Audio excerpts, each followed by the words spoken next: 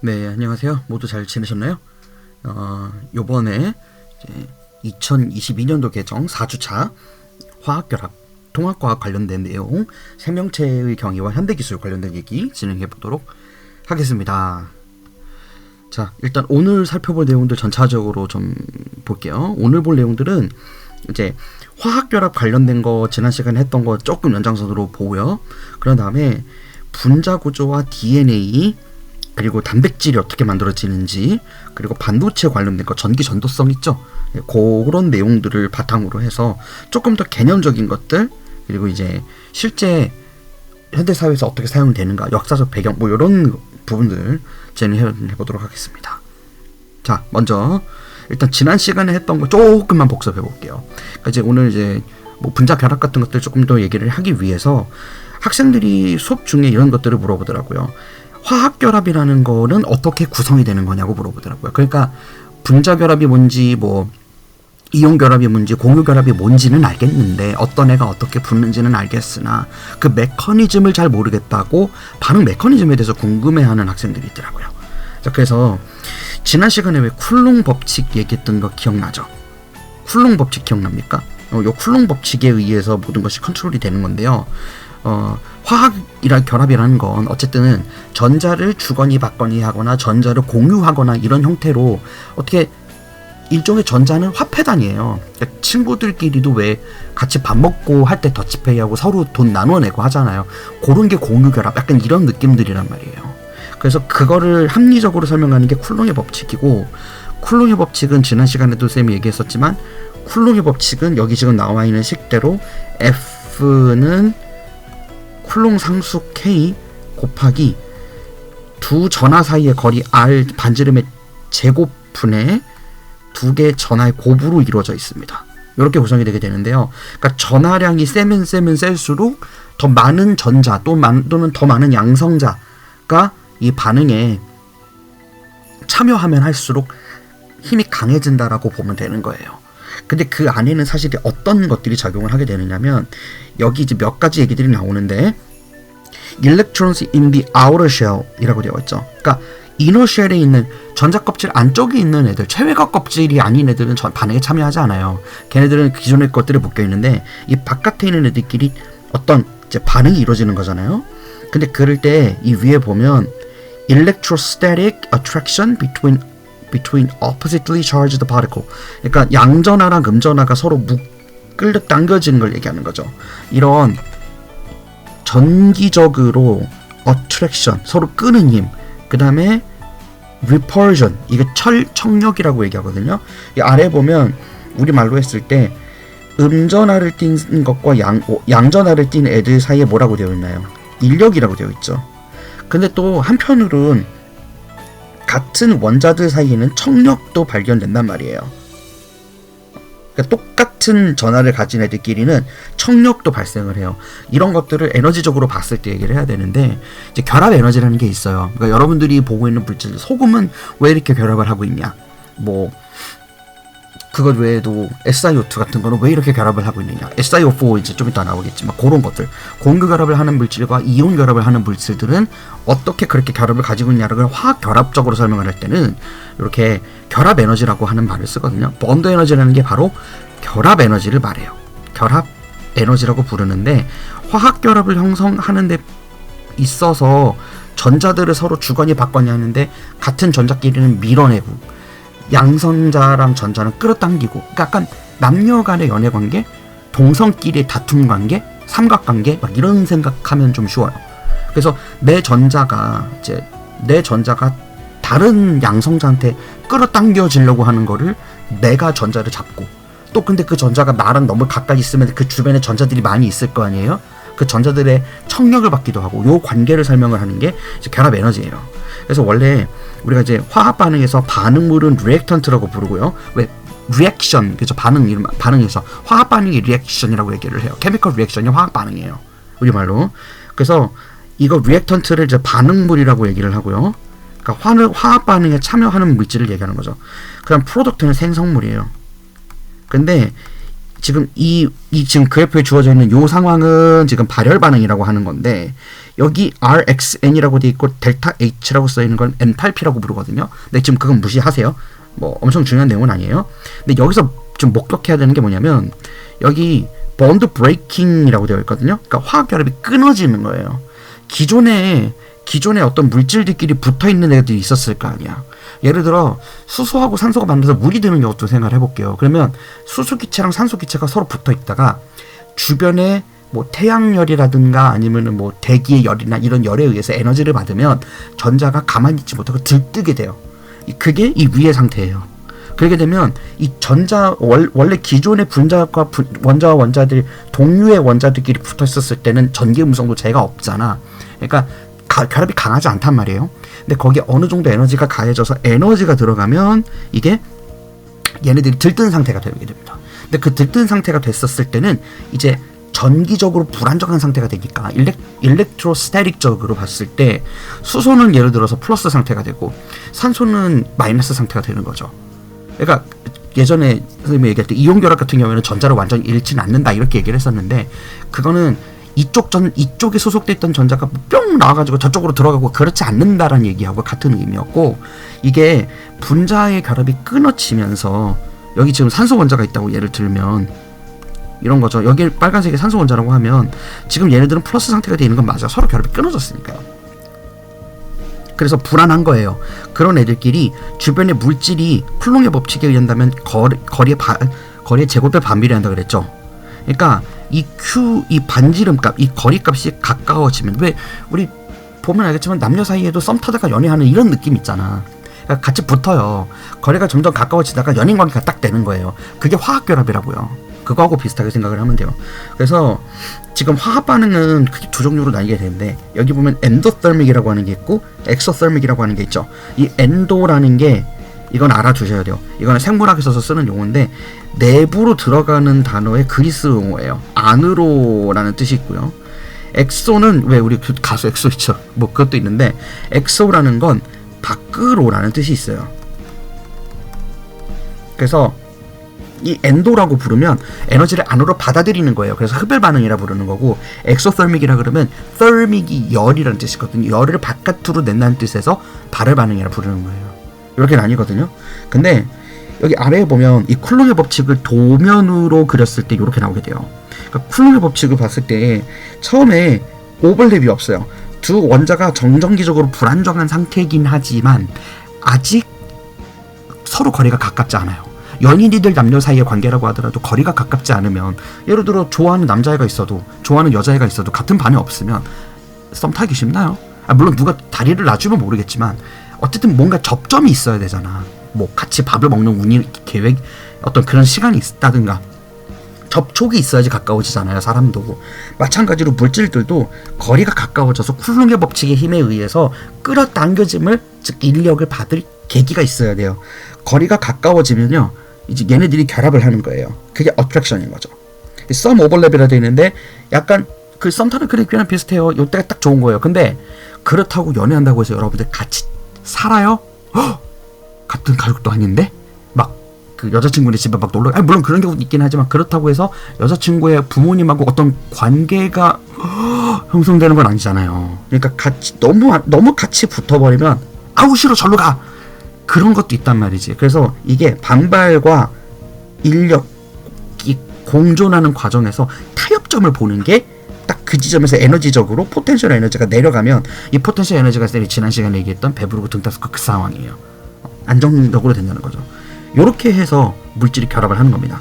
그 다음에 여러분들이 이제 통합과학 문제를 풀다 보면 여러 가지 상황들을 마주할 텐데, 예를 들어 이렇게 여기 NaCl 지금 쌤이 갖고 왔거든요. 여기 NaCl을 보게 되면 보통 우리가 원자 번호에 따라서 양성자의 사이즈가 커진다 그랬죠. 근데 정전기적으로 플러스 1이나 뭐 이거 플러스, 지금 이거는 정전기적으로 플러스 1 상태인 거잖아. 뭐 2 플러스라든가 뭐 2 마이너스라든가, 이거는 지금 무슨 상황이에요? 양성자 숫자 대비 전자가 한두 개 정도 많고 적고의 차이잖아. 그러니까 무슨 얘기냐면 수소 플러스든 나트륨 플러스든 칼슘 플러스, 칼슘 2 플러스든 지금 이게 정전기적으로는 1, 2밖에 차이 안 나지만 이 안에는 각각 1번, 11번, 20번 어마어마하게 많은 양의 겉으로 보여지지 않는 전자와 양성자가 많이 들어가 있죠. 근데 전자가 많으면 어떻다 그랬어요? 아파트가 위에 쌓여 올라가듯이 전자의 껍질이 커지니까 원자의 중심 원자로부터 전자들의 거리가 멀어지는 효과가 있고, 원자 번호가 커지면 원자의 무게만 무거워지는 게 아니고요, 원자의 사이즈가 점점 이렇게 블러핑돼서 뚱뚱해지는 거예요. 그래서 여기 보면 지금 클로라이드 염소하고 소디움에 해당하는 나트륨이 지금 그려져 있는 거 보면 알겠지만 사이즈 크기 차이 나는 거 있죠. 이거 상당히 과학적 사실에 기반해서 그림 그리는 거예요. 그러니까 이제 조금 고등학교 선생님들을 쌤이 뭐라고 말하고 싶은 마음은 없지만 일부러 고의적으로 원자의 사이즈를 구분 안 하고 문제를 내는 경우도 있어요. 그러니까 다음은 뭐 알칼리의 금속 M과 할로젠의 X가 결합하는 반응이다. 근데 그 M과 X가 분명히 원자 번호 차이가 있음에도 불구하고 이게 그림을 차이를 안 주는 거예요. 사실 그러면 안 돼요. 사실관계는 어느 정도는 알고 해야 되거든. 예를 들어 2주기에 있는 나트륨은 11번이지만 Cl 몇 F는 이거보다 9번이죠. 하루 한 주기 위에 있죠. 그러면 나트륨하고 플로린 사이에는 그림이 이렇게 그려지는 게 맞는 거예요. 그런데 이거를 조금 신경 쓰시는 선생님들은 사실관계를 따지면서 그림을 그리는 경우가 있습니다. 그런 경우에는 원자의 사이즈가 원자 번호가 클수록 커진다라는 점을 활용해서 실제 원자 크기가 그 원자 번호에 맞게끔 간다라는 거를 눈치채면서 문제 풀면 좀 쉬울 때가 있어요. 지금 여기도 이 그림 보면 알겠지만 플러스 이온하고 마이너스 이온의 상태를 보면 누가 더 사이즈가 크죠? 마이너스 쪽이 크니까 얘가 원자 번호가 크다는 상황이라는 거예요. 근데 만약에 1대1로 반응을 했대. 그럼 하나는 1쪽이고 하나는 17쪽이었겠지? 이런 정도는 여러분들이 다 대화가 통해야 돼요. 안 그러면 다시 가서 공부하세요. 중요합니다. 이때 이 1쪽 원소가 만약에 2주기 원소였다면 이 17쪽 원소는 3주기나 그 이상이었을 가능성이 커요. 왜냐면 같은 주기 안에서는 원자 번호가 커지면 커질수록 전자가 개수가 많아지는 것도 있지만 껍질이 사이즈가 늘어나는 건 아니잖아. 같은 껍질 안에서 논단 말이에요. 그러면 이때는 쿨롱의 인력에 의해서 양성자가 그 전자들을 빨아당기는 능력이 원자 번호가 커질수록 생성되는 전자들의 반발 효과보다 커서 오히려 같은 주기에서는 원자의 사이즈가 더 작아지는 효과가 있어요. 다시 말하면 나트륨하고 염소가 같이 있으면 나트륨은 분명 11번이고 염소는 17번이니까 염소가 조금 더 사이즈가 큰 거는 맞긴 맞아요. 그렇기는 한데 그럼에도 불구하고 이 나트륨하고 칼륨을 보게 되면 나트륨 첫 번째 입자에 전자가 하나밖에 없죠. 근데 염소는 같은 공간 안에 전자가 이제 7개가 있으니까 여러분들 생각할 때 전자의 반발이 셈에서 더 껍질 사이즈가 커져야 되는 거 아닙니까? 라고 얘기할 수도 있잖아요. 근데 그만큼 염소는 양성자가 6개 더 많은 인력도 존재해요. 근데 일반적으로 전하값 차이에 의한 인력값이 전자들의 반발에 의한 힘보다는 조금 더 크거든요. 그래서 세상의 모든 물질들이 그렇게 많은 전자를 가질 수 있는 거예요. 그렇지 못하다면 50번 원소라든가 뭐 우라늄 230, 우라늄 236, 그게 120번대 원소거든요. 그런 애들은 어떻게 그렇게 많은 양의 전자를 가지고 있을 수 있는 거냐고요. 그러니까 어쨌든 쿨롱 인력에 의해서 빨아당기는 인력이 조금 더 세다. 그래서 세상의 모든 물질들이 화학 결합을 하려고 한다.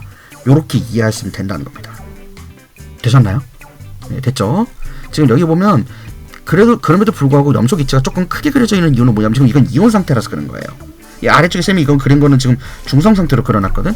근데 얘가 이게 껍질이 나트륨은 전자를 하나 잃어버리면 바깥 껍질이 안으로 줄어들죠. 그죠? 바깥에 원래 있던 껍질이 사라진 거예요. 그래서 사이즈가 줄었고 여기 염소 쪽은 전자가 꽉꽉 차면서 옥텟을 이루면서 전자를 받아서 오히려 사이즈가 커진 거예요. 이온 상태일 때와 중성 상태일 때의 원자의 크기도 당연히 달라요. 원자 안에서 전자를 잃어버리는 애는 전자 간의 반발력은 줄어들거나 껍질 사이즈가 바뀔 수 있기 때문에 더 작아지는 효과가 있는 반면 음이온이 되는 애들은 전자를 받았으니까 사이즈가 커지는 거죠. 그러니까 중성 상태 때보다 그렇다는 거예요. 이게 되게 화학이 빠지게 뒤에 가면 많아지게 돼요. 그런 것들은 고등학교 2학년 올라가서 화학 원 시간을 배우도록 하시고요. 자, 그 다음에 오늘 이제 본격적으로 할 거. SiO4에 대해서 얘기 간단하게 해볼게요. 얘는 테트라히드랄 구조를 가지고 있다고 얘기를 하는데 4면체를 테트라히드라라고 얘기를 해요. 테트라라는 게 그리스어는 모노, 다이, 트라이, 테트라 4번이에요. 4번. 그래서 테트라히드럴이라고 얘기를 하는데 이게 이제 가운데 규소를 둔 상태에서 주변에 산소가 이렇게 안정적으로 결합을 딱 만들거든요. 이게 마치 사면체 모양이다 그래서 하는 거예요. 여기 보면은 이제 실리케이트 테트라헤드론이라고 하는 SiO4 분자가 있죠. 얘가 여러 개가 붙어서 만들어지거든요. 근데 바깥에 보면 지금 정전기적으로 4- 상태잖아. 그래서 얘가 산소가 음전환을 많이 가지고 있으니까 주변에 양전에 의해서 조금 이제 부족한 실리콘들하고 붙는 거예요. 뭐 그런 느낌으로 생각을 하시면 돼요. 위에 있는 거는 SiO2라 그래서 이거는 그 SiO4에 비해서 조금 안정적인 구조거든요. 근데 이제 옥텟적으로 봤을 때 결합8을 규소도 하나, 둘, 셋, 넷, 다섯, 여섯, 일곱, 여덟.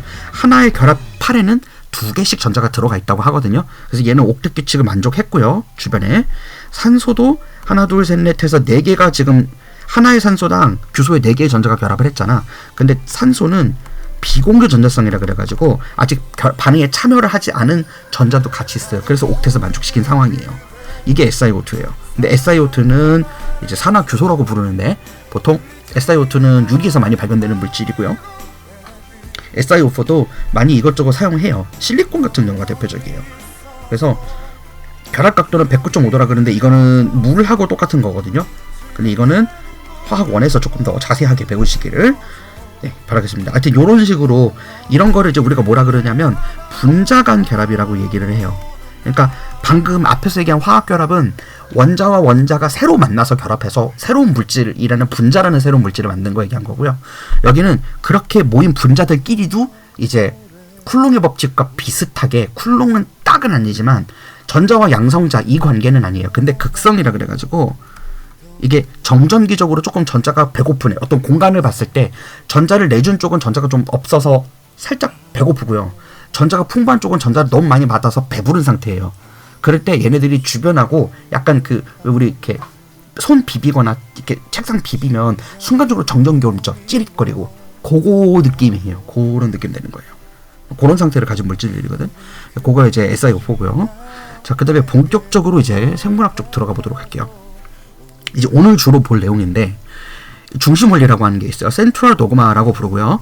이거는 이제 교과서에는 없는 내용이에요. 근데 여러분들한테 단백질이 어떻게 만들어지는지에 대한 과정을 전반적으로 보여주면서 염기라는 게 무엇이고 DNA와 RNA의 차이가 무엇인지, 그리고 단백질은 어떻게 생성되고 만들어지는지, 누가 이것을 발견했는지 그런 얘기들 해보려고 하는 겁니다. 자, 센트럴 도그마라는 게 중심 원리라고 부르는데요. 이건 뭐냐면 어떻게 해서 우리 몸은 다 단백질로 돼 있어요. 여러분들 겉에 피부 있죠? 그 죽은 세포인 거 알아요 혹시? 단백질인데 죽은 세포기 때문에 우리가 이렇게 누가 만져도 그 촉감이나 이런 거 있죠. 압력, 뭔가 누르는 거, 뭔가 누가 뭐 이렇게 무거운 물건 손으로 들면 압력 같은 거 느껴지는 거 있죠. 그런 거는 전부 다 뭐에 의한 원리냐면 그 안에 있는 껍질, 그러니까 우리 피부 껍질 안에는 실제 살아있는 세포들이 있어요. 왜 이렇게 상처 내면은 아프죠. 찌릿하고 아프죠. 그 살아있는 세포들은 외부의 압력이나 통감이나 이런 거에 굉장히 민감하게 반응하도록 설계가 돼 있지만 겉에 있는 세포는 그렇지가 않아요. 그래서 겉에 있는 세포를 누가 만졌다고 해서 우리가 아파 이러지 않는 거예요. 느낌 좀 오나요? 근데 그게 모두 다 단백질이에요.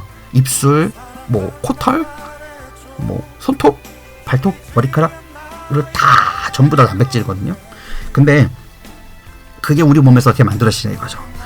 그 멘델 들어봤죠? 멘델 얘기했었죠. 멘델 중학교 때 했을 거예요. 그거의 연장선상이라고도 봐도 돼요. 우리가 이렇게 우리 사람은 진핵세포로도 있다고 얘기하거든요. 핵이 있는 세포를 말하는 거예요. 지금 여러분들이 보고 있는 이 뉴클리어 멤브레인이라는 게 핵막을 얘기하는데 이게 이제 핵이 이렇게 크게 있고 겉에 우리 세포가 있는 거예요. 지금 여기는 사이토솔이라 그래가지고 세포질을 보고 있는 거예요. 세포에 관련된 거는 이제 생명을 조금 더 깊게 들어가면 공부를 할 수 있게 될 텐데, 이게 지금 이 그림에서 보여주는 거 뭐냐면 DNA는 자체적으로 복제를 할 수가 있어요. 복제에 대한 얘기는 들어봤죠. 그 중3 때 배운 거 그대로예요. 그래서 DNA는 자기 자신을 복제하는 능력도 있지만 단백질을 만들기 위해서는 중간에 RNA라고 하는 녀석을 거치게 돼 있어요. 대부분 그래요. DNA에서 단백질로 직접적으로 만들어지는 정말 급한 상황들도 있긴 하지만 대부분의 경우에는 RNA를 거쳐가게 돼 있습니다. 그리고 이들이 왜 이렇게 다른 이름을 가지게 되는지에 대해서는 이 뒤에 가서 언급을 할 거예요. 지금은 전반적인 상황을 좀 볼게요. 지금 여기 이중나선 구조로 되어 있는 더블 헬릭스 구조의 DNA가 있어요. 이 DNA가 이렇게 지금 여기 풀려 있는 거 보이죠? 한 가닥이 이거 좀 풀렸다고 하는데 뭐 헬리케이스라는 단백질에 의해서 이게 풀리게 돼 있거든. 이게 풀리면 거기 복제가 이루어져요. 그리고 DNA 복제된 거 한 가닥을 떼서 지금 여기 보면 가운데 버블이 이걸 버블이라 그러거든요. 버블? DNA 버블인데 지금 평상시 DNA는 이렇게 이중나선 구조로 딱 단단하게 묶여 있는데 딱 이제 여러분들 성장을 겪죠. 여학생들은 이제 2차 성징을 겪고 남학생들도 2차 성징으로 변성기를 겪고 여학생들은 신체 변화를 겪죠.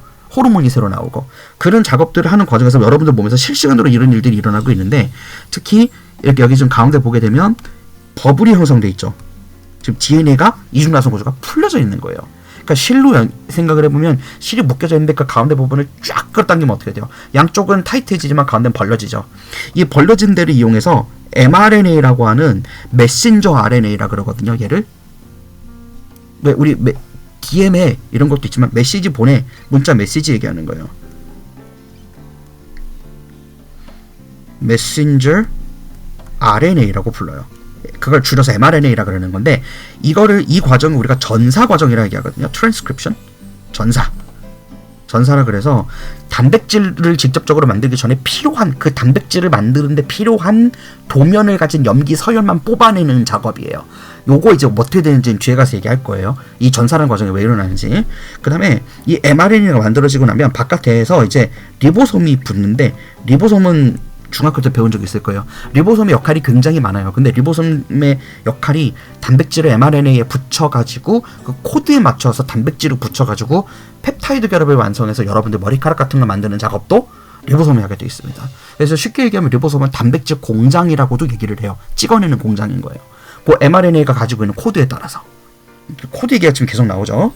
자, 그래서 여기 아래 보면 트랜슬레이션은 트랜스크립션 이거는 전사라고 얘기하고요. 번역이라는 거는 translation이라고 그러는데 이 translate가 번역 좀 부탁한다. 그러니까 이 코드 여기 보면 검은색 막 파란색, 초록색, 빨간색 되는 거 있죠. 이게 염기예요. 근데 단백질은 염기를 3개씩 읽어서 거기 각각에 맞는 아미노산이 붙는 형태로 결합을 하거든요. 그 단계를 번역이라고 얘기를 해요. 그래서 우리 DNA는 그 단백질이 이 단백질이 어떻게 붙으면 머리카락이 되고 어떻게 붙으면 눈이 되고 막 이런 것들이 다 코드를 가지고 있다고요, 우리 몸이. 근데 그게 아주 정교한 그 세밀한 컨트롤을 거치기 때문에 우리 몸이 정상적으로 기능을 하는 거예요. 정상적으로 기능 안 할 때도 상황도 좀 이따 설명을 할게요. 자, 일단 DNA부터 먼저 볼게요. 뉴클레익 엑시드를 핵산이라고 얘기를 하는데요. 이 DNA랑 RNA 두 개가 있죠. DNA랑 RNA가 있는데 여러분들이 이건 다 외울 거예요. DNA는 이중나선 구조로 되어 있다 그래서 보통 DNA를 이렇게 그립니다. 한쪽을 그리고 나면 반대쪽에 상보적으로 결합하는 애들은 이렇게 꼬아서 그려요. 앞뒤로.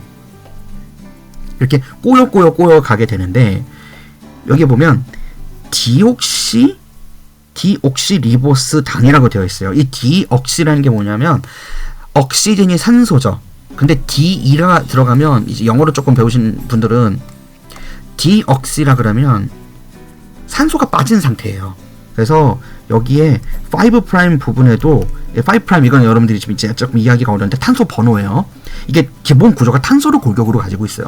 근데 그 주변에 히드록실기라 그래가지고 여러분들이 배우는 그 산염기의 HOH 있죠. 거기에서 OH를 하이드록실이라는 작용기로 따로 불러요. 얘가 들어가 있으면 얘는 염기성을 띈다. 이런 것들 때문에 부르거든요. 그걸 작용기라고 불러요. 다 하이탑에 나오는 내용들이야. 근데 여기서 디옥시라는 말이 붙은 거는 산소가 빠져 있다는 거고요. 산소는 활성산소라는 게 있어요. 우리 몸에도. 그러니까 산소가 되게 반응성이 좋은 물질 중에 하나예요. 그래서 산소가 빠짐으로 인해서 DNA는 좀 안정화가 되는 느낌이 있거든요. RNA에 비해서. 그래서 그것 때문에 DNA는 RNA와 달리 이중나선 구조로 있을 수 있는 거예요. 이걸 두 가닥이라 그러는 거죠. 그래서 더블자가 붙는 거예요.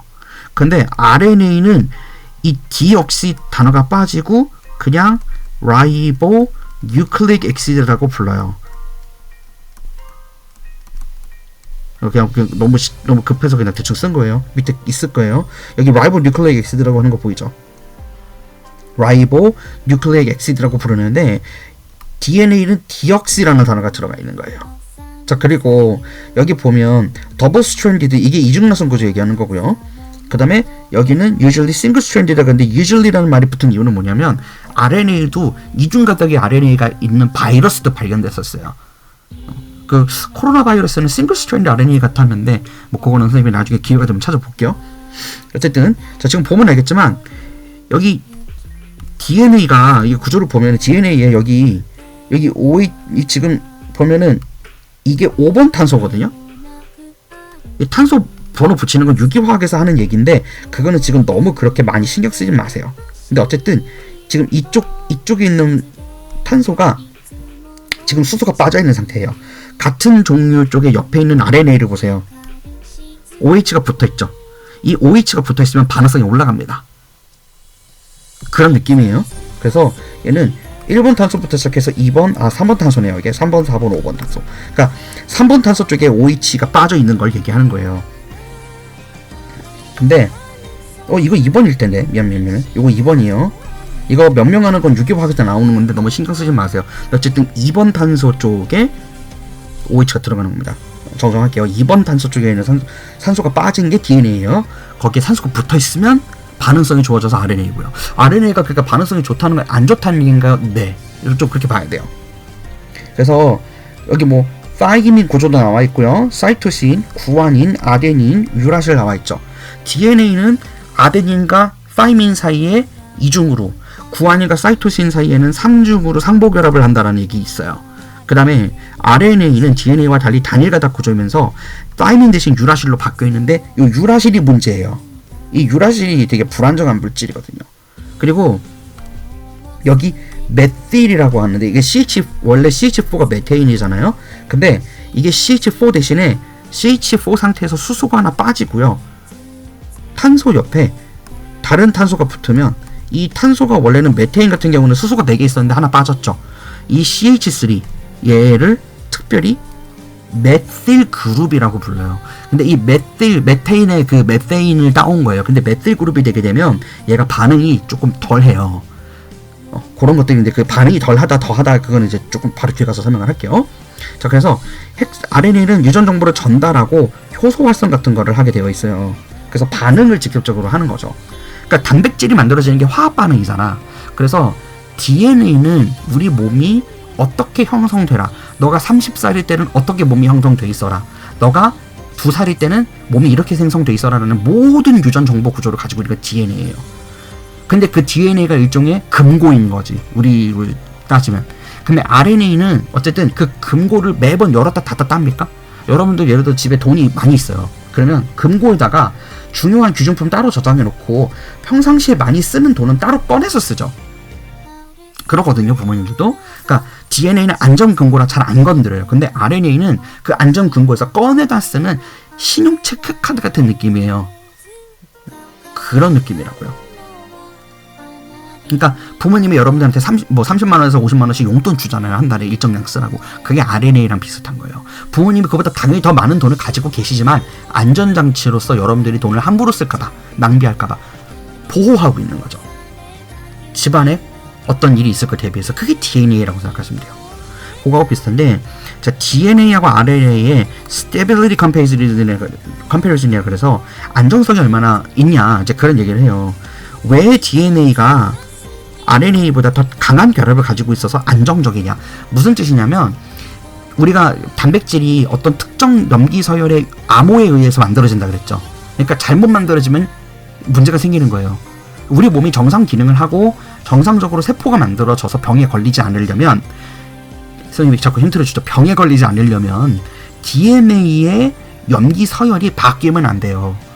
근데 왜, 그래서 우리 사회 캠페인에서 많이 하는 것 중에 하나가 흡연하지 말라 그러죠. 담배 피고 술 먹고 오빠 달려하고 이러면 자꾸 나쁜 짓을 많이 하면 그게 DNA에 데미지를 주거든요. 예를 들어서 자외선, 쌤이 그 스펙트럼 얘기하면서 자외선 얘기했었죠. 자외선 같은 경우도 우리 몸에 세포에 영향을 준단 말이에요. 그래서 그게 DNA의 염기 서열을 바꾸거나 파괴해버리면 DNA는 한번 파괴되면 복구 잘 안 돼요. 물론 에라프롬 리페어라 그래서 기능이 있긴 한데, 자가 회복 기능이 있긴 하지만 그게 아주 완벽한 건 아니거든요. 그래서 완벽하지 않은 DNA를 가지면 가질수록 우리 몸이 병에 걸리는 거예요. 그걸 이제 돌연변이라 그러고, 그게 심하면 이제 암이 되는 거죠. 말을 해버렸네. 이제 암 얘기 뒤에서 할 거예요. 그래서 여기 보면 이제 주목할 내용들을 좀 짚어줄게요. 여기 지금 보면 지금 디옥시리보스라 돼 있죠. 2디옥시리보스라 돼 있죠. 2번 탄소 쪽을 얘기하는 거예요. 반면에 RNA는 라이보스를 가지고 있다고 되어 있는데 아까 그 당 모양에서 그게 사실 탄소 골격 사슬을 이렇게 표현한 거거든요. 근데 거기에서 이 RNA 같은 경우에는 여기가 OH로 되어 있어요. 이 부분이 굉장히 취약해요. 이거 2'OH라고 얘기를 하는데 이 2'OH를 가지고 있게 되면 굉장히 하이드롤리시스 이걸 이제 수화 반응 또는 가수 분해라 그러죠. 그래서 그런 거에 되게 취약해요, RNA는. 그래서 실제로 생물학 실험할 때 보면 우리 사람 침에도 RNA가 있는데 RNA를 분리하는 기술이 되게 비싸요. 저도 이제 쌤도 이제 공부하다가 옛날에 배운 건데 마법의 씨앗이라고 트라이솔이라고 있거든요. 이 트라이솔이 RNA만 분리해내는 씨앗이에요. 다른 거 다 녹여버리고. 근데 이거 하나당 뭐 10ml? 10ml 가격이 막 수십만 원, 수백만 원 하거든요. 그러니까 왜 코카콜라 그 황금 비율이라는 거 있지. 그거 걔네만 안다 그러잖아요. 그거하고 비슷한 느낌인 거예요. 그래서 RNA가 되게 반응이 취약하기 때문에 얘만 따로 뽑아내서 실험하는 게 되게 어려워요. 그런 거 공기에만 노출만 조금만 돼도 바로 반응해서 변형된다 그러거든. 근데 어쨌든 간에 RNA는 이제 단일화적으로 되어 있다 그랬었잖아요. 그래서 되게 불안정한 물질이다. 그리고 DNA는 타이민으로 되어 있지만 RNA는 유라실로 되어 있다. 타이민이 아데닌하고 결합했으니까 유라실도 아데닌하고 결합을 하겠죠. 그래서 쌤은 옛날에 배울 때 유라실을 우라질이라고 배웠었어요. 그렇게 하니까 RNA가 반응성이 좋은 거거든. 이런 우라질 가만히 있지 못해서. 미안. 자, 그래서 이제 뭐 그런 것들에 대한 얘기예요. 그래서 DNA가 왜 이렇게 안정적으로 보존이 돼 있느냐. 자, 그 얘기를 좀 할게요. 자, DNA가 돌연 변이가 이루어지게 되면은 그것이 바로 이제 질병으로 가게 되는데 그게 암화된다고 얘기를 해요. 이게 여기 보면은 지금 오른쪽에 이게 지금 이제 얼라이먼트랑 미스 얼라이먼트 이게 뭐냐면 얼라이먼트는 정상 상태예요. 이거는 정상이에요. 근데 얘를 비정상이라 해볼게요. 예를 들어서 우리 생명일 때 비정상태 이렇게 표시하잖아. 얘가 유전 코드가 밖에 있는 거예요.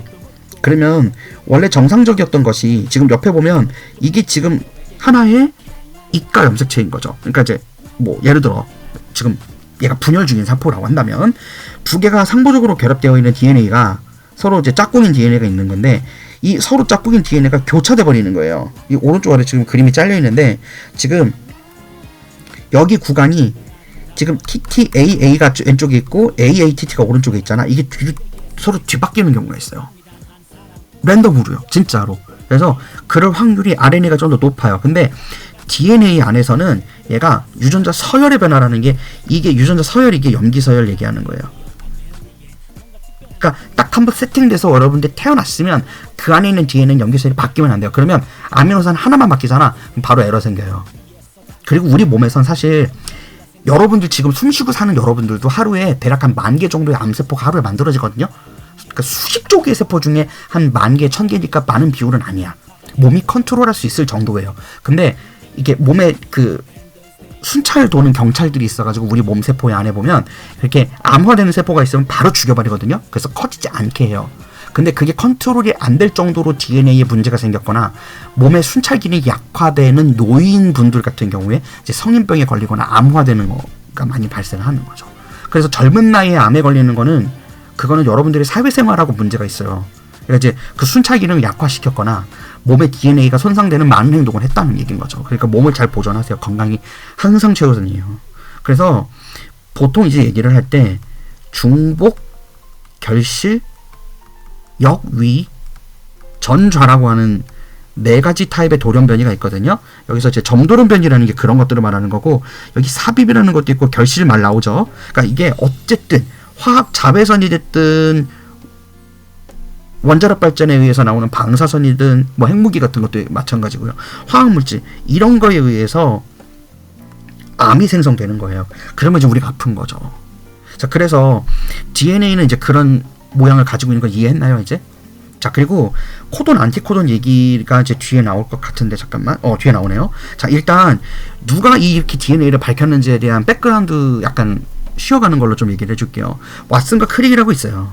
이 왓슨과 크릭 아저씨 둘은 이제 미국의 생리학자들인데, 이 왓슨과 크릭이 DNA 이중나선 구조를 발견했다고 1953년에 논문을 한 편을 내요. 근데 웃기는 게, 선생님도 논문 내면 최소한 20장은 넘어가거든. 한 40페이지 정도. 그러니까 논문을 낸다라고 하는 거는 우리가 우리가 뭐 때문에 이 일을 했고 그 발견하는 과정에서 무엇을 알아냈으며 실험 결과는 이렇게 된다라고 학술적으로 검증하는 단계를 거치다 보면 말이 길어지게 되죠. 근데 학술 논문을 왓슨과 크릭은 단 A4 용지 한 장 앞뒤로 냈어요. 이게 학계에 많이 없는 일이거든요. 근데 어쨌든 그걸 통해서 DNA가 이중나선 구조로 되어 있다. 그러니까 DNA의 실체를 밝힌 걸로 왓슨과 크릭이 노벨상을 받았어요. 노벨 생리학상을 받는데 사실은 이 왓슨과 크릭 옆에 로잘린 프랭클린이라고 벤자민 프랭클린의 아내인가 그럴 거예요. 로잘린 프랭클린이 사실은 37살의 나이에 난소암으로 죽습니다. 그러니까 이 당시 시대 때는 우리가 이제 핵무기, 제2차 세계대전 이런 게 막 있었던 시절이기 때문에 이 방사선 물질에 대한 연구가 활발하게 진행되고 있었던 때였는데 그게 몸에 위태로운지는 몰랐어요. 지금 방금 얘기했잖아. 방사선 물질이 DNA를 파괴할 수 있다. 그러니까 이걸 모르고 실험을 하신 거예요, 이분은. 그러는 과정에서 방사선에 너무 많이 노출되니까 암으로 돌아가셨어요. 근데 노벨상을 여러분들 알아요? 살아있는 분들한테만 줄 수 있어요. 그래서 로잘린 프랭클린은 일찍 돌아가시고 왓슨과 크릭이 그걸 이어받아가지고 연구를 한다고 하긴 했는데 처음에는 로잘린 프랭클린이 많은 그 DNA를 찍기 위해서 이중나선 X선 회전 실험 이런 거 되게 많이 했어요. 그 실험했던 것들을 많이 정보도 교류도 하고. 근데 로잘린 프랭클린이 딱 이제 서거하시고 나니까 이게 이 왓슨과 크릭이 학계에 발표를 했죠. 그러면서 처음엔 로잘린 프랭클린의 공헌을 어느 정도 인정하는 듯 했지만 그다음부터는 막 그녀에 대한 각종 악플 막 이런 거를 막 하면서 사실 그 사람이 한 게 아니라 우리 같다라고 우겼다라는 썰이 있어요. 그래서 한간에는 지금도 논란의 여지, 당시 그 시상으로 다 알겠어요. 근데 역사적으로 봤을 때 좀 두 부류로 갈리는 게 여성이었기 때문에 여성 과학자여서 무시당한 거 아니냐라는 시선과 그럼에도 불구하고 왓슨과 크릭이 X선 회전 실험을 보고 이 로잘린 프랭클린이 연구한 걸 토대로 해서 분석하는 건 그분들이 한 거니까요. 그 공로를 인정해야 된다는 두 파로 많이 싸우는 일이 있습니다. 현재도 그런 걸로 많이 싸운다고 해요. 네, 그런 역할이 있고요.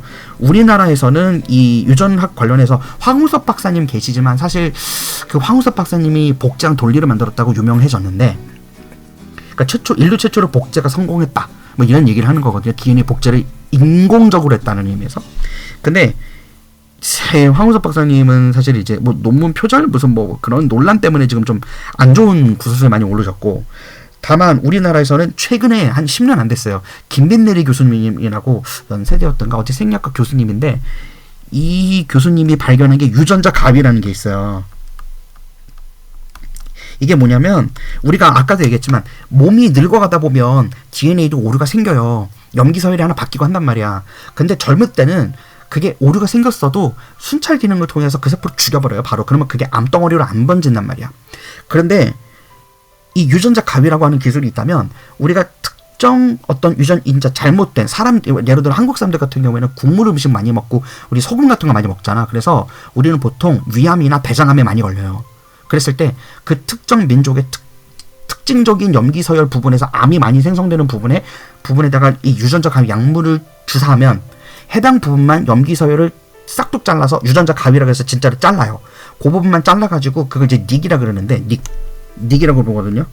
닉 이게 A, T, T, T, T, G 이렇게 가다가 한 부분이 쏙 빠지는 걸 얘기하는 거예요. 이거 자연적으로도 있는 현상이에요. 근데 그걸 채우는 기능도 우리 몸에 있거든요. 채우는 거는 그 DNA를 정상으로 되돌리기 위해서 채우는 기능이 있어요. 그건 뭐 삼보결합이라고 하는 거고 그런 얘기들이 있는 건데 인위적으로 유전자 갑이를 집어넣어서 우리가 흔히 세상에 알려져 있는 암 관련된 유전인자를 가지고 있는지를 찾아내서 그 부분만 제거를 하겠다는 거예요. 그거에 관련된 초기 논문을 김빈내리 교수님이 내셨고 굉장히 유명해지셨어요. 그거로. 그러니까 항상 노벨상 후보로 거론되시는 분이기도 해요. 지금도. 자, 그 다음에 여기 보면 이분 돌아가신 지 얼마 안 됐어요. 니런버그라고 하는 어마어마한 니런버그 마테이 이 두 분이 이제 연구를 했는데 단백질이 아미노산이라는 거를 가지고 있고 그 아미노산이 펩타이드 구조로 결합되며 이 아미노산이 20가지가 있다는 거를 직접적으로 밝히는데 어마어마한 공헌을 하신 분이에요. 이 니런버그 교수님이 박사과정으로 있었을 때 이 논문을 썼는데 그 박사과정으로 있었을 때 그 직속 교수님이 코라나라고 하는 교수님이 있었어요. 근데 그 교수님이 약간 일론 머스크 느낌이야. 빈살만 느낌이야. 돈이 되게 많아요. 그래가지고 실험을 엄청 많이 했어요. 근데 그러는 과정에서 우리 몸의 단백질이 특정 염기설, DNA에 있는 아데닌, 구아닌, 티민, 시토신, 사이토신, 이거의 특정 염기 서열들에 의해서 특정 아미노산이 이 RNA에 붙어가지고 번역돼서 단백질로 만들어진다라는 과정을 발견한 거예요. 대단한 발견을 하신 거예요. 이거를 토대로 해서 우리가 지금 왜 이제 당뇨병 걸리면 당뇨병 같은 거 걸리면 인슐린 주사 놓거든요. 우리나라는 특히 이제 당뇨병 환자들이 많이 계신데 그 인슐린이라고 하는 호르몬 같은 거 정제하는 기술이 있죠. 이분이 만든 거 아니었으면 인슐린 우리 못 만들어요. 그러니까 인슐린도 단백질 효소기 때문에 단백질이란 말이야. 근데 그 인슐린이라고 하는 물질을 정제할 수 있게끔 인슐린이 특정 단백질이 모이면 그게 인슐린이 된다라고 하는 거를 예를 들어서 이렇게 밝힌 거죠, 이분이. 그래서 지금 전 세계적으로 많은 부분들에 대해서 우리가 알고 있어요. 특정 단백질이 어떠한 염기설과 붙어서 무엇을 만드느냐 이런 것들에 대한 크게 공헌을 하신 분이고요. 특히 여기 지금 보면은 이 아래 메신저 RNA 보이죠? 이 왼쪽에.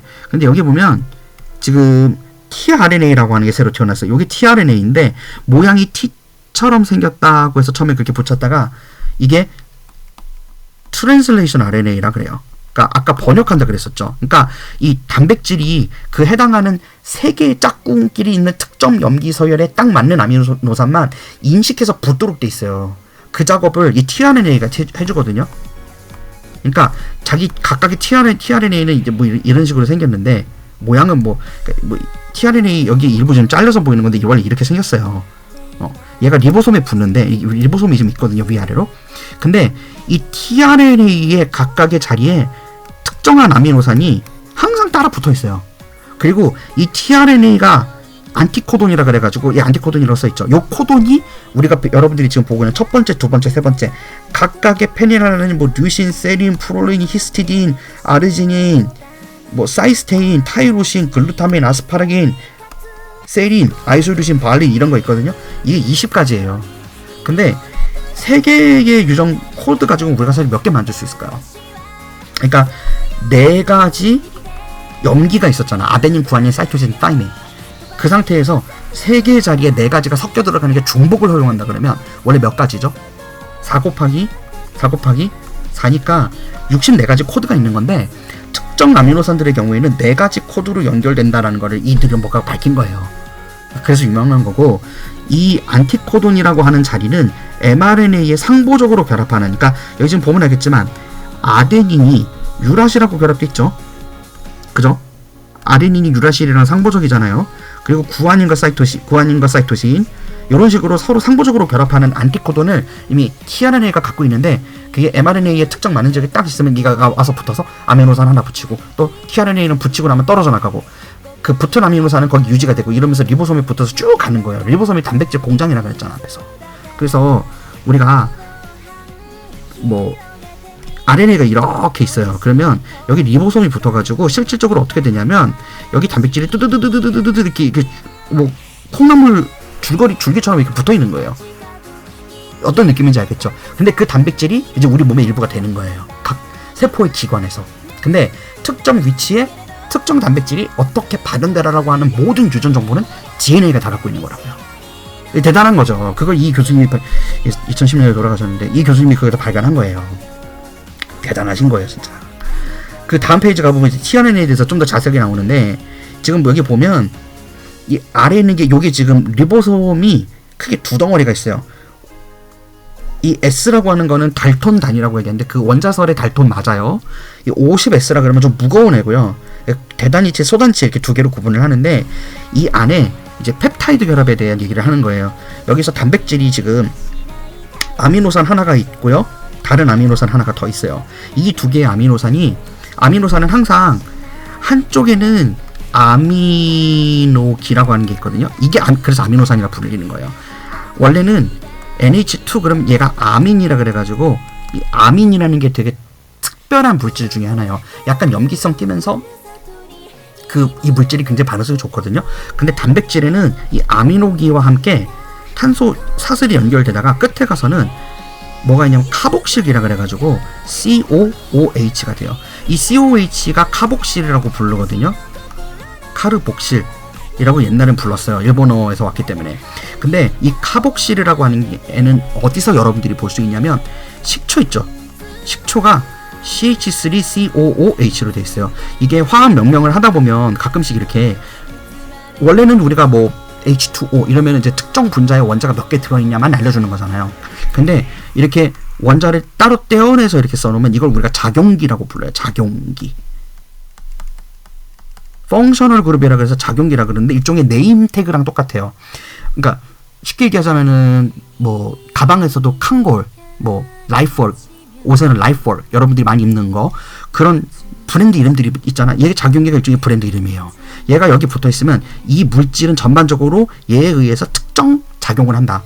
카복실기는 약한 산성을 띠는 걸로 유명해요. 약한 산성 물질이고요.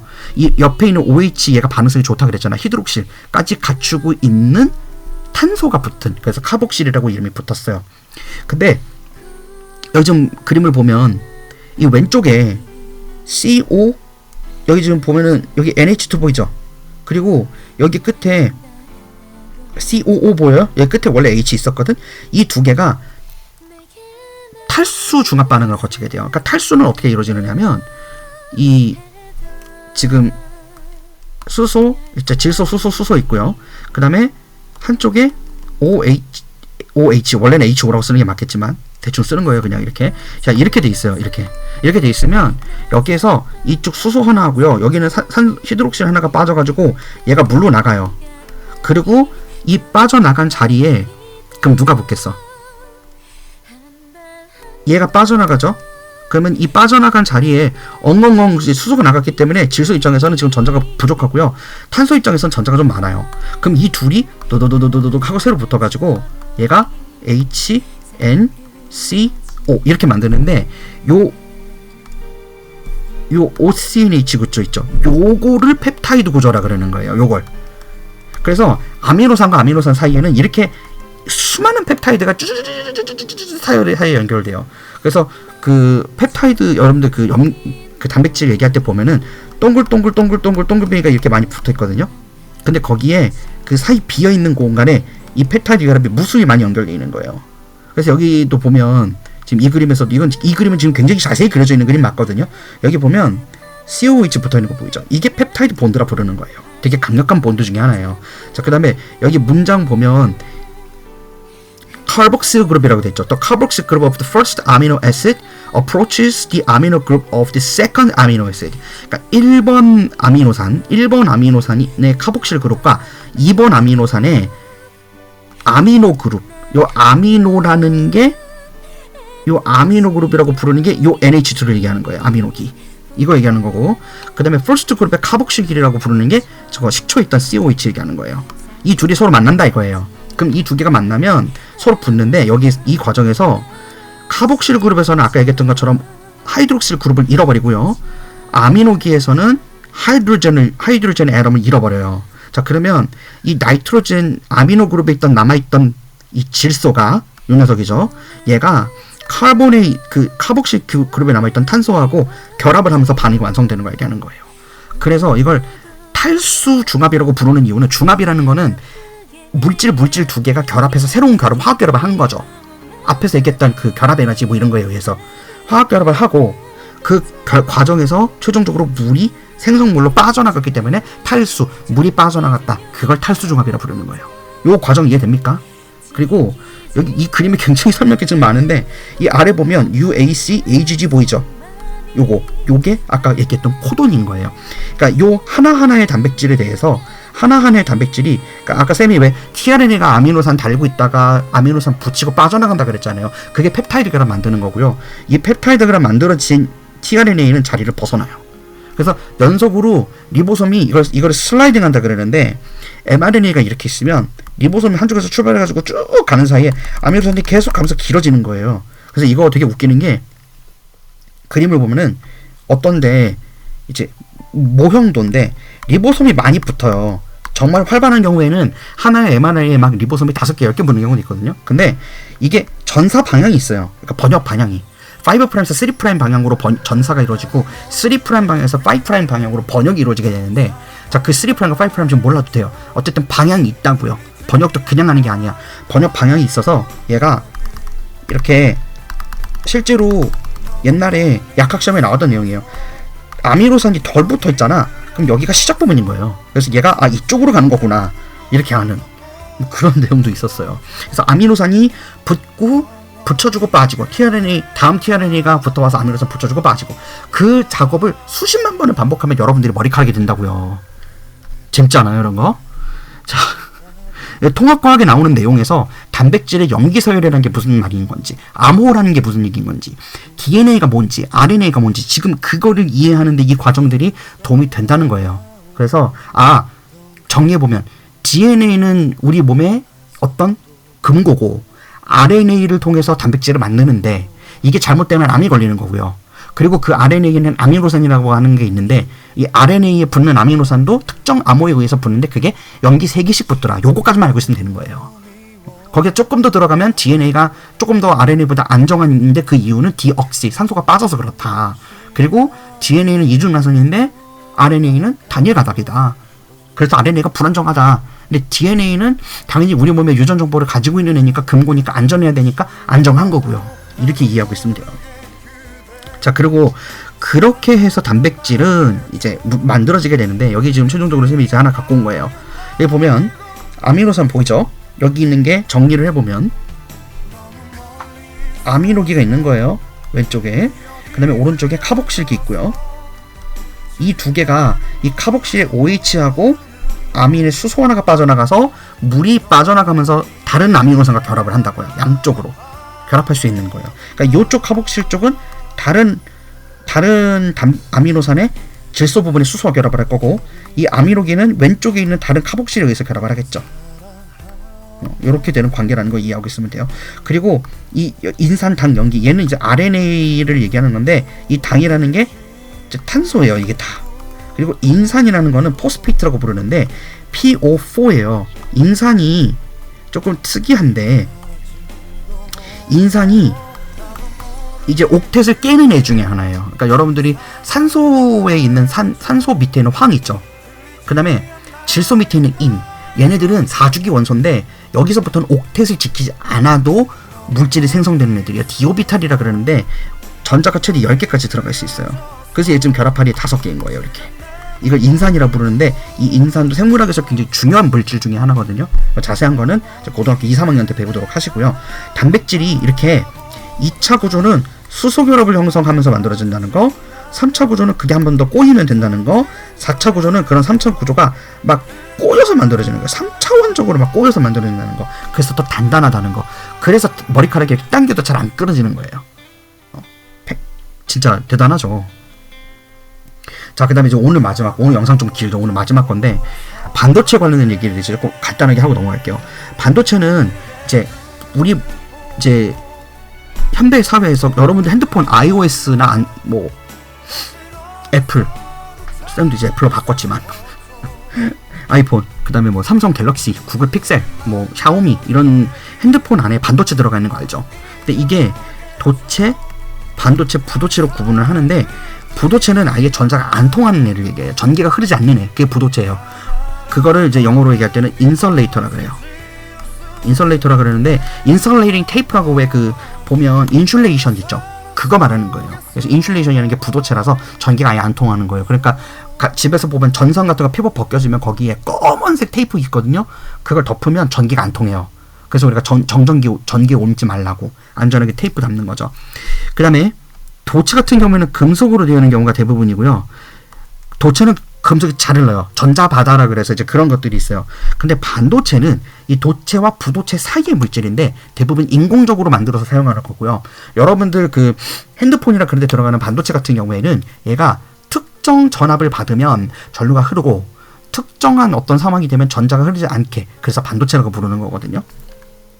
그래서 여기 보면 전자가 무슨 에너지 준위 사이를 이동하면서 전기의 전도성이 결정된다고 얘기하는데 밴드 갭 세오리라고 있어요. 그게 이제 밴드 이론이라 그러는데 발렌스 밴드랑 컨덕션 밴드라고 두 개가 있어요. 그게 발렌스라는 게 뭐예요?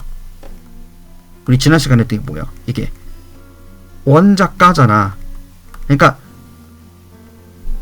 원자가니까 발렌스 외곽에 붙어있다 그 뜻이에요. 그렇게 되는 거거든요. 그리고 전도라는 거는 컨덕션이라 그러는데 전기 전도가 이루어지는 자리를 컨덕션이라고 부르는 거예요. 이렇게 되어 있습니다. 자, 그래서 도체는 밴드 간격이 없고 절연체는 큰 간격을 가지고 있어서 전자가 점핑을 못해요. 그러니까 전자가 점핑을 한다는 건 자기 자리에 있지 못하고 흥분돼서 막아버리면 그 나간 자리는 어떻게 되겠어요? 플러스 이온을 띄는 거고, 나간 전자가 어디론가 가면 그쪽은 마이너스를 띄겠죠. 그렇게 되면 전류가 흐를 수 있거든. 그런 걸 얘기하는 거예요. 자, 근데 이제 반도체 안에 이제 조금 하이탑이나 이제 뒤에 가보면 도핑이랑 PN 정션, PN 접합이라고 부르는 게 있거든요. P형 반도체, N형 반도체라는 게 있어요. P형 반도체라는 거는 말 그대로 포지티브고, N형 반도체는 네게티브라 그래서 음전하를 띠는 반도체가 N형 반도체, 양전하를 띠는 반도체는 P형 반도체인데, 그게 어떤 원리로 생기는 거냐면 옥텟 규칙 있죠. 거기서부터 돼요. 옥텟은 8이잖아. 근데 우리가 어떤 작용에 의해서, 여기 지금 그림에 보면 5족, 질소 밑에 있는 질소인 비소거든요. 비스무트라고도 부르죠. 이 비소가 5족, 15족이니까 전자가 5개 있어요. 근데 여기 안에 들어가 있는 애는 이제 실리콘이에요. 그럼 실리콘은 원래는 탄소 바로 밑에는 규소가 실리콘이니까 얘는 최각 전자가 4개 있는 거잖아요. 근데 거기 5개가 붙으면 어떻게 되겠어요? 전자가 많아지죠, 갑자기. 그래서 얘가 N의 형태를 띠게 돼요. 요런 걸 N형 반도체라 그러는 거예요. 그러니까 옥텟을 하나 초과하게끔 만들면 N형, 옥텟이 하나 부족하게끔 만들 수도 있거든요. 붕소나 갈륨 같은 걸 도핑하면 이제 3족 원소니까, 규소가 전자를 4개를 가지고 있었는데 그 주변에 전자가 3개밖에 안 되는 붕소가 붙는 거예요. 그럼 어떻게 되겠어요? 얘가 당연히 전자가 결핍되겠죠. 그래서 이런 거를 일렉트론 홀이라고 불러요. 홀. 전자 구멍이라 부르는 거죠. 그 전공이라 그래요.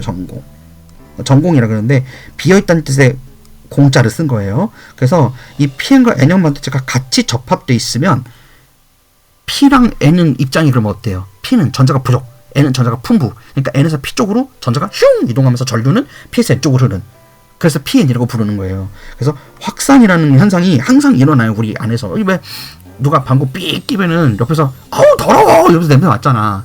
그게 확산이잖아요, 공기에. 물질 안에서도 확산이 일어나요. 그거 얘기하는 거예요. 자, 그런 정도로 보시면 되겠습니다. 이제 마지막으로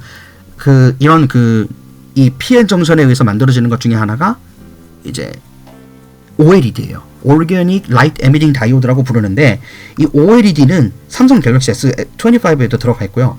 아이폰 16 같은 경우에는 OLED를 사용을 하고 있어요. 둘 다 쓰는데 갤럭시 S25 같은 경우에는 아몰레드를 써요. 아몰레드를 쓰는데, 이게 아몰레드가 뭐냐면 여기 말이 나와 있을 텐데, 아몰레드는 어드밴스드, 그러니까 액티브 무슨 뭐 그런 말이 들어가는 건데, 유기발광 다이오드라 그래서 자체적으로 빛을 내주는 애를 얘기하는 거예요. 그러니까 특정 조건의 상황에 조절을 하면 PN 접합에 의해서 전류가 딱 흐르면서 얘가 어디는 전류가 흐르고 어디는 안 흐르니까 색깔이 나타나는 거죠. 그러니까 이제 RGB 색깔을 넣어놓는데 RGB 농도에 따라서 색깔이 나오는 거예요. 그래서 해상도가 되게 높은 걸로 유명해요, OLED 같은 경우에는. 그러니까 LED는 LED 이전 거가 LCD인 건데, 이 모든 디스플레이 관련된 거 우리나라가 짱이죠, 그죠? 그래서 이 자체 발광이라 그래요. 그거를 자체 발광 뿜뿜 하는 거예요. 화질이 되게 좋아지는 효과가 있어요. 이거를 다 PN 접합으로 한다고요. 그리고 이제 뭐 지금 이제 생명공학이 현대 사회에서 뭐가 있느냐, 제한효소, 뭐 크리스PR, PCR은 들어봤죠, 코로나 때문에. 이게 Polymerase Chain Reaction이라 그래요. Polymerase 중합 효소라는 뜻이에요. 중합 효소예요. 에이스가 붙으면 아밀레이스, 무슨 말테이스, 다 효소잖아요. 근데 중합 효소 체인 리액션이라 그래가지고 중합 효소 연쇄 반응이라 그래서 여러분들의 코 비강 같은데 기계 해가지고 면봉으로 뽑아내가지고 기계에 돌리면 얘가 특정 어떤 물질에 의해서 중합 효소가 막 생성되면 이 중합 효소가 한 95도 정도 되는 공간에서 DNA를 폭발적으로 다시 복제를 할 수 있는 기술이 있거든요. 그걸 어디에 쓰는 거냐면, 코로나에 감염된 환자는 RNA, 코로나 바이러스의 RNA를 가지고 있어요. 그 RNA를 채취해서 이 중합효소를 놀리면 역전사라 그래가지고 RNA에서부터 DNA를 뽑아낼 수 있어요. 그러면 만약에 코로나에 걸린 환자다. 그럼 어떻게 돼? 양성 반응 나면 DNA가 폭발적으로 나오는 거죠. 그걸 PCR 검사라고 하는 거예요. 신기하죠. 그러니까 우리가 이런 교수님들이나 그런 그러니까 니런버그 같은 교수님이 없었다면, 그리고 우리가 앞에 봤던 그 기술이 없었다면 인류는 코로나에 대응 못했을 수도 있다. 이 얘기 하고 싶었던 거예요. 아시겠죠? 네, 그래서 이제 뭐 화학 결합이나 이런 것들 굉장히 연구 많이 하고 있어요. 뭐 그런 부분들인 건데 여기는 이제 너무 시간이 많이 지났으니까 오늘은 여기 정도로 하고 이제 정리해 보겠습니다. 오늘 했던 거 정리해 보면 DNA 관련해서 얘기했고요. DNA에서부터 단백질까지 어떻게 만들어지는지, 그리고 DNA가 RNA하고 어떠한 차이점이 있는가, 하이탑이나 이런 데 없는 내용을 추가했다고 한다면 쌤이 얘기해 준 건 DNA가 RNA보다 안정한 물질이라는 거 얘기했고요. 그 다음에 DNA에서부터 단백질로 만들어졌는데 염기서열이 암호화되어 있다는 말, 그거 추가로 들어간 거예요. 그런 정도예요. 근데 거기 내용이 워낙 복잡해서 뭐 생명 1이나 생명 2에 나오는 얘기들을 대부분 끌어오다 보니까 거기 있는 세밀한 내용들은 너무 기억하려고 하지 않아도 돼요. 다만 DNA가 RNA에 비해서 안정하다 이런 거는 이해를 통해서 여러분들의 암기에 좀 도움이 됐으면 하는 그런 차원이라고 보시면 되겠습니다. 자, 오늘 여기까지 하고 다음 시간에는 이제 지각을 구성하는 물질 시스템과 안전 관련 부분으로 여러분들 영상으로 마침 만나 뵙겠습니다. 다음 시간까지 빠이옴.